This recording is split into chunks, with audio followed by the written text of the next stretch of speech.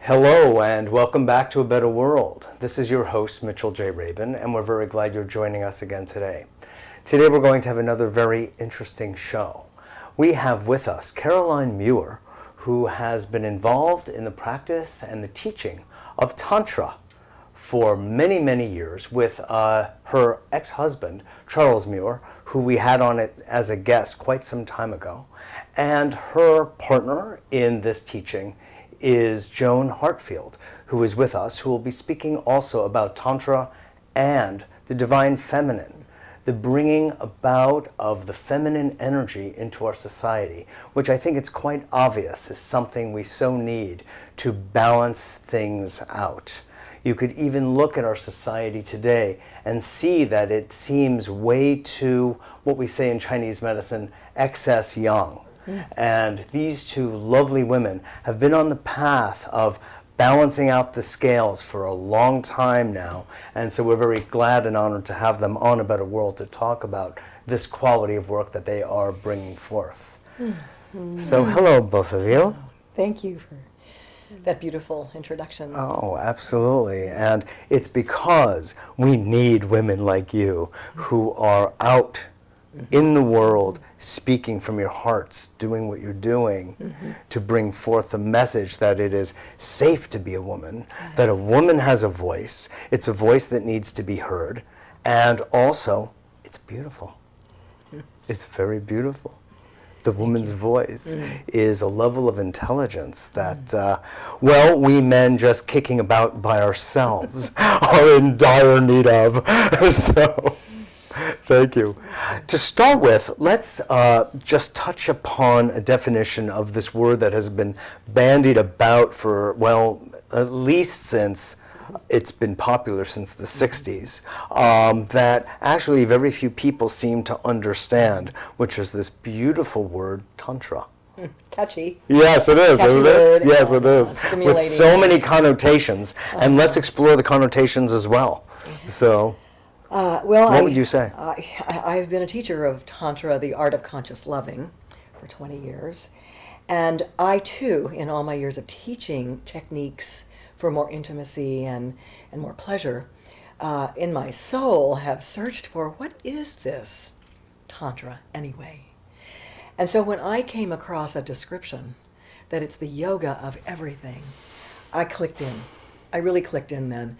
I love that, by the way. Yoga has been I love that. You love that? Oh, yeah. I think that is a hot definition. I wish I could really give you the do. woman's name who said it in her book. I lose track of things like that. Yeah. But it went, yes, that's why I'm involved in Tantra.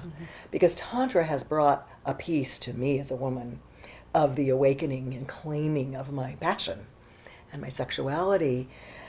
But yoga has brought to me the peace and the quiet and the expansion and connection to spirit that I wouldn't have gotten just through more pleasure. Yes, yes, yes. So Tantra was originally in ancient India one of the yogas.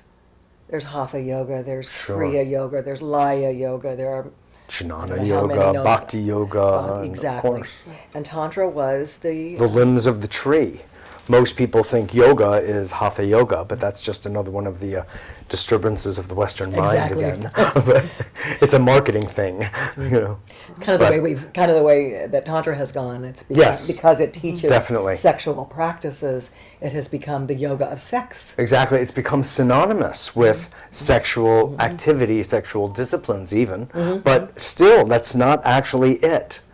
It's included there too, which is fabulous, to bring the light of consciousness into the domain of sexuality. What could be more fun? It's a fabulous, important, and needed thing. Absolutely. But that isn't what Tantra itself is. No. I think the reason that Tantra and sexuality became so connected is that this area, because it is the Tantra of everything and it includes the sexual center, and because our Western world has been so out of balance with our Yes. sexuality, immediately, and I think this is, when you do yoga and you do a posture, suddenly you realize, where is it that you need to stretch more? Where is it that you're tight? Where is it that you're out of balance?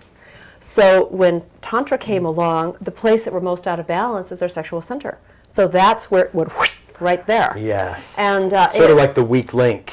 Exactly. Yeah, exactly. But in its descriptiveness and in its genuineness, it actually includes all of the centers. It includes our connection with the earth, a connection with our own power, our connection with our heart, our ability to communicate, our visions, our connection with divine.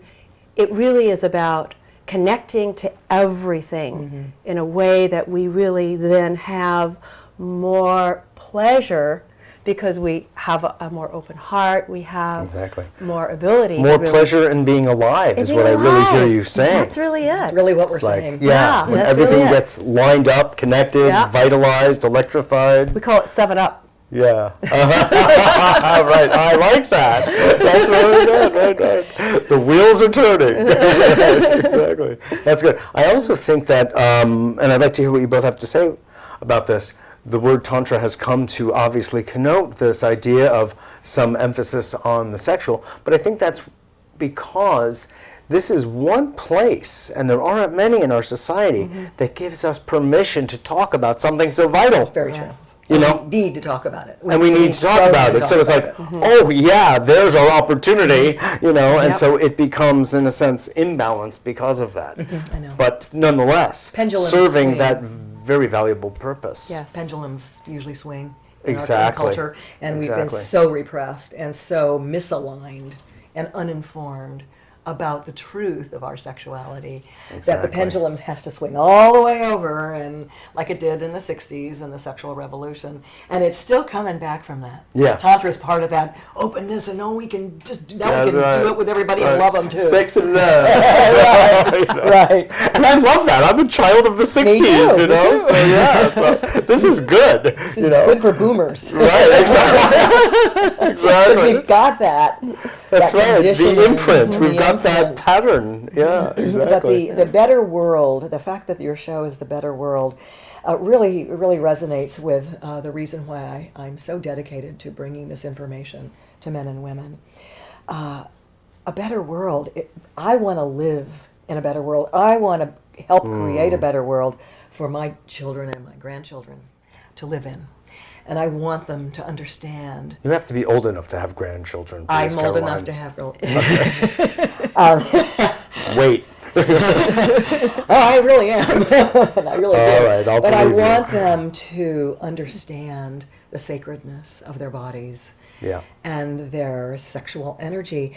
And it's difficult even for my daughter to have a mother who speaks of these things on television and writes Yeah. books about them. But it wasn't until she Sure. took a graduate course in graduate school on human sexuality, and Tantra, the Art of Conscious Loving, my book, was used as the text. She called me and said, "Mom, it must be great what you do." They're using it in my That school. is fabulous. On many levels, it's fabulous that a university graduate school Yeah. would be seeing the value in it and want to have it in their curriculum. That's right. And two, that your daughter got to I see know. it there. And a very fine could- graduate school in Southern California as well. Really? So that's very. And Will you name that school? I don't remember the name. I paid all the bills. but Oh, I can't well. remember the name. It was It should after be emboldened in your USC. mind. I know. You know. I'm so apologetic. Oh, no, it's I okay. can't remember the name, but We'll Google it. we have Yeah. other professors from other universities who have come to our courses because they also are using the book in that's the human fabulous. sexuality. So what Joan and I are doing, what my passion is to go beyond what Tantra is providing, which is a great thing. But what's next? Where do we go Well, wait a after minute. we've... Before we go there, though, Yeah. I want to know. You're the lead. Yes, but what I want to actually do is, since we blew it open, that Tantra is, in a sense, an opportunity to talk about sex in public, and sometimes even having sex in public. But the point is here that for our audience, what is it? What kind of kernel is there in the Tantra of sex that you feel that people should really know about? What is the gemstone in there that people in their ordinary lives growing up in ordinary Western society who date, court, marry, and then go into the bedroom and close the door and the lights are out, they don't know about what we know. Yeah. Right. Yeah. What would you share with them? Bring God into bed with you. Bring that with So you. everything is always a threesome. Absolutely. Absolutely. I mean, I was a kid. I went to church every Sunday. I loved church. But I loved the feeling that I had when I was in church. And I sat with my family, and then my grandpa tickled me and passed me candy, and I listened to all the stuff about, that church teaches. But the feeling was beautiful. So it's that feeling that I learned to have in my sexual loving with my husband and with those since I've not been married, to bring that feeling of oneness to the connection way before there's any sex, but that cozy, warm feeling that we can pray together, we can thank God for the things that we're thankful for, and take that energy into the biological urge that people have because we're human. Yeah, I was thinking that Beautiful. one of the most important things I really appreciate that. Yes. That's it, is that experience of appreciation and gratitude. Because I think that, at least for me, growing up, there was so much kind of fear and wonder and, am I doing it right? It was like I wasn't... Performance anxiety. Yeah. Right. I wasn't present with the people that I was with. I wasn't present with my partners. And to learn to actually be present and to be there in such a beautiful way of really deeply connecting, taking a breath together, and really feeling that deep appreciation, gratitude, deep gratitude for being in this body, for being with this person, for this act of love that we get to perform, we get to experience together, and that it brings us into a higher union with the divine as we look into each other's eyes and really look for that and see that. And see the divine in each other. See the divine in each other. So it brings relationships to a much higher level. Yeah. When you really are practicing that, you suddenly it's not just like, I would do this. I mean, your whole communication changes. You want to have a quality of energy exchange in every moment that is that reverent, is that delicious, is that enlivening. Yes. So what I hear you both saying in your ways is that the thing that distinguishes tantric sex from ordinary sex is, number one, it's actually not sex. It's making love. Yeah. You do make more love. And that's a huge, huge, huge distinction. That's right. That in a sense you're not having sex anymore. You're physicalizing lovemaking. Yeah. But lovemaking can be happening and actually is happening right here now. Yes. Exactly. Because we feel love. Yes, absolutely. And we keep wanting to make more of it. And the joy of that. Right. That's right. And it doesn't, absolutely. and then you can also, as they say, I feel so rich, and someday I might even have some money. It's, in a sense, it's almost like that. I'm making love, and someday I'll actually even use my body with it. Right. When I'm old Right. But you know what I mean? It's like Totally. lovemaking is happening all the time, is what Yes. I'm hearing. It's a view, it's an attitude, it's a perspective on living life, Yeah. connected and present. Yeah. Is that? beautiful All right. interpretation. I just Yeah. want to make sure I'm like tuned You're in. right. tuned in. All right. And there's another piece, however. There is a kind of more of a technical part of actually increasing the volume and magnitude and scale of the orgasm and of the entire sexual aspect of arousal. Could you both speak to that for a bit? Okay. And then we'll go into beyond. Because I went from non-orgasmic The typical female, I say typical from my era, clitoral orgasm. Were you Catholic? Nope. In No, but I was very Midwestern. uh-huh. And I had had sexual abuse in my family that I had buried very deeply and didn't know about, which was always Involving there, you? involving me. So there was a fear that was always there for me with men.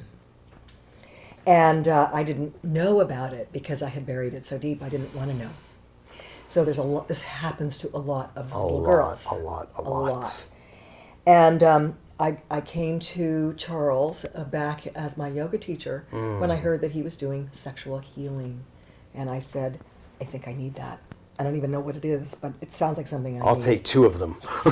Yeah. Because No, of I'm the- playing, but I know what you mean. Because of the frustration. How that many people even offer such a service? in No fact? one did. I Right. never heard of it. Yeah. Nobody. This was I back can't go in- into the yellow pages and say, No, sexual but I think healing. we will someday. Yes, that would Yeah. be fabulous, actually. Well, the teachers he's putting out and the teachers we're putting out. I mean, there's some great sexual healers now that we know. Yes. Beautiful. They're Yeah. on our website. But anyway, I was frustrated that I wasn't expressing my sexuality in this big, deep vaginal orgasm kind of thing that Yeah, I right. read about it in Cosmopolitan. I hear other women talk about it, and I kind of, well, I love my little clitoral orgasms, but Yeah. you know, there must be something more to all of this intercourse and pleasure, and I didn't know what it was. So I needed the healing, and the healing is really about conscious touch, therapeutic touch, into the genitals of the woman, by a man who's not going to take her or a user or abuser for anything. And I experienced love in that moment and in those moments. True love, caring about me as a person. So I was able to start taking away the veils that I had created around me. And so many women, we go out there with our masks and our makeup and our clothes, but underneath it is Sure. an unhappy, empty vessel. And the Hurt and wounded hurt and girl, wounded oftentimes. girls, exactly. And we act that out in relationships. Definitely. And we're not nice to the men we love. And it brings sadness and unhappiness and divorces and Sure.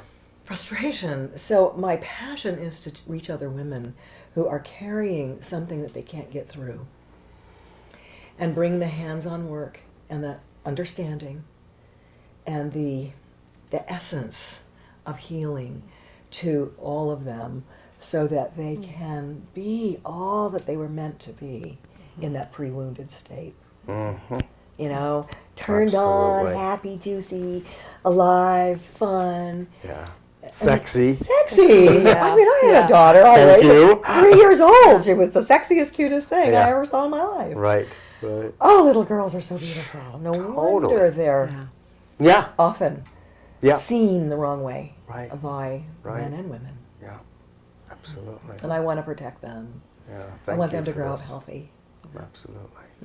And one of the things too is as in this work with the women, it's really about teaching the men.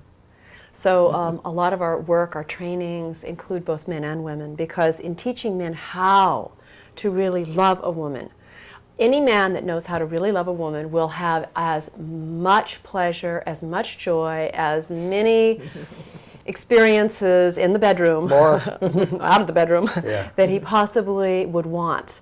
Because women who are really open to their pleasure are delighted to give to a man, to receive from a man, to have intercourse in all the ways that we do, communicating with love, really being touched and touching each other with love. There's so much more richness and satisfaction. Yes. Bottom line satisfaction Yes. in the interchanges that we have when we have this information.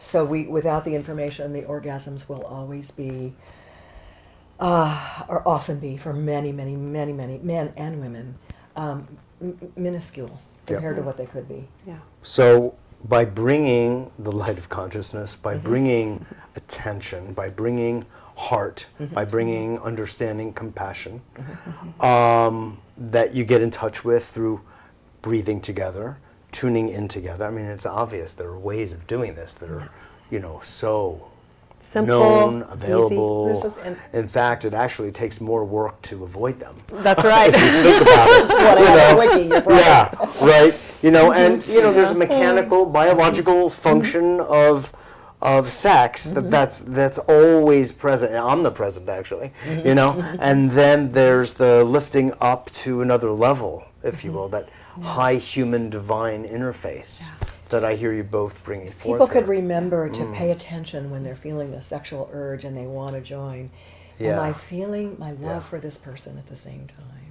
Even if it's singles who are in friendship and wanting to have a sexual communion with someone, but is this someone you could really call a friend? Is this someone you'll be there for afterwards?